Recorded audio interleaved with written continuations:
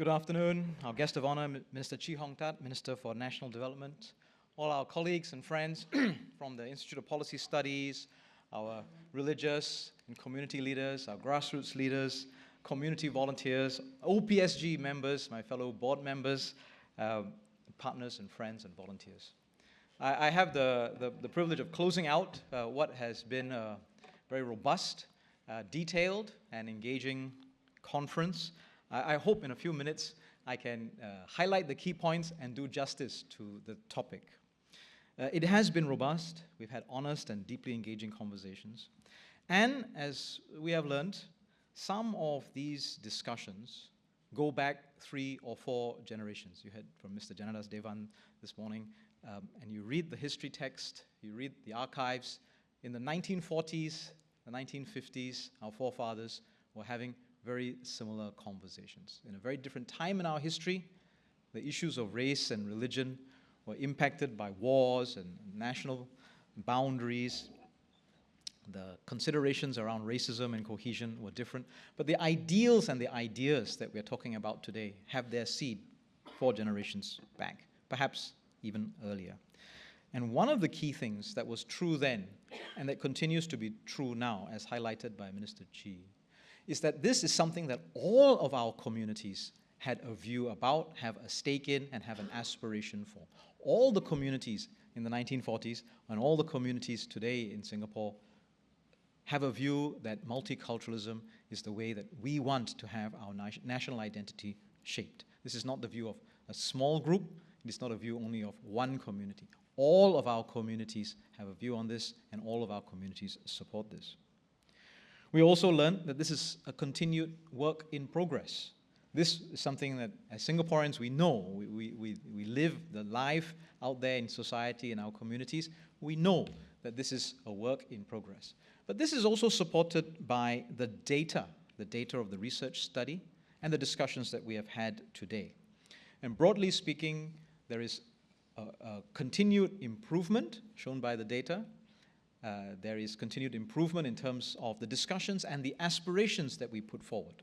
And so we have this split, yet another tension, that there is a progress that we're making, that we have made. We can measure it, we can see it, we feel it, but our aspirations for where the goalposts should be, for the kind of society that we want, have also moved and indeed progressed further. And then we have to continue to do more to build this society that we dream of, that we aspire towards.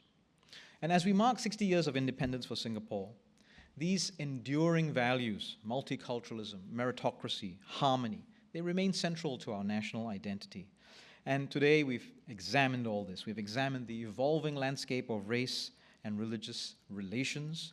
We then have had the opportunity to lay the groundwork for stronger cohesion and to renew our commitment to advancing social harmony here in Singapore. What is our approach? What has been our approach? Well, it's very clear from the studies, also from the discussions and the questions. One of the key parts of our approach is not pretending that this will be simple or easy, that this can be dealt with by a simple turn of phrase or a single policy. This morning you heard from Mr. Janadas about some of the contradictions. Is it about remembering or is it about forgetting? And we actually have to do a little bit about both in terms of the issues and the differences. You heard from Minister Chee about some of the difficult considerations that we have to have upfront, honest conversations about the difficult considerations when it comes to some of the policies, some of the moves that we have to make for the benefit of our nation. And our approach in Singapore is not just then about these big principles, nor is it just about the government's policies and interventions. A big part of our approach is community leadership. That what you do, what we do as community leaders with our networks, with our institutions, with our friends and families, with the people who have an affinity for the communities and institutions that you represent. This is a key part of how we build the social cohesion that we have here in Singapore. We benefit from the fact that our levels of trust in our society are high. Measures of trust in government, in public services, in the media are relatively high compared to many other cities, many other countries. But a key component, sorry, that wasn't a drop mic moment. But a key component of that trust is the trust that Singaporeans have in community leaders, the ground networks, the institutions that you represent, the religious institutions, the ethnic associations. The trust that Singaporeans place in you, in us, collectively, is an important part of our approach to then going forward and building cohesion. And this Community Leaders Conference, this is the 7th edition that we are conducting, an opportunity for us to come together, have a dedicated platform for community and faith leaders, educators, youth advocates, stakeholders, reflect on our shared experience and then chart pathways for further cohesion, not just on the basis of our history and our shared values, but the issues and problems that we have today, the society that we are dealing with today. Our partnership with the Institute of Policy Studies underscores the importance of grounding our efforts in data. The vibes and the feels, the sense that we have is important, but it is just as important to have a handle on the science, the data. What does that tell us about what's happening? And through the IPS OnePeople.sg indicators of racial and religious harmony and other recent studies, we gain sharper insights into these lived realities of our communities. It allows us to design our interventions that are ground up and that are inclusive. This is the 3rd time that we've had the privilege of collaborating with IPS on this particular study. And so the data that we're looking at goes all the way back to 2013. That's very important. What we're looking at is not just today, but that development over time, and then give us a sense of what tomorrow might look like and what part we can play in shaping that tomorrow. The findings, the conversations, they show us, yes, we've made progress. We appreciate ethnic and religious diversity. We have social trust. We are building inclusion, but our work is far from complete. The texture of our challenges has evolved, as evidenced by some of the questions and concerns that you have brought up. We are shifting from overt racial divides to more subtle and complex layers shaped by identity, social class, lived experience. And yet the significance of these issues remains, and religious and racial fault lines can continue to be an issue for us. The recent findings show that not all Singaporeans see the issues of race and religion in the same way. Different communities, different generations, different socioeconomic groups experience and interpret these realities quite differently. Perceptions of discrimination continue to vary across racial and religious groups, and these are shaped by the lived experiences in areas such as education, employment, and marriage. Addressing and understanding these differences remains as important today as it was in the early years of nationhood. It requires honest acknowledgement, empathetic listening, and sustained dialogue, what we are trying to do here today. Across Singapore and globally, people are experiencing a decline in the size of their close social circles. This is an important finding for us here in Singapore. It's an important piece of the study that was done. And it affects directly the work that you do, that we do collectively around social cohesion. Everything that we do, the education that we are providing in our networks, the arrangements for social interaction, for deepening understanding, it requires us to come together. It requires us to come together, bringing our friends and family along. And so, as our networks shrink and our social circles shrink, opportunities for cross-racial friendships will naturally diminish. And not just cross-racial friendships, opportunities for friendships with people who are not like me, not like one of us. That sense of finding out about more and more types of people that are out there in the world, and opportunities for that will reduce as our social circles get smaller. And so this trend, shaped by shifts in how we live, work, and interact, it presents a shared challenge.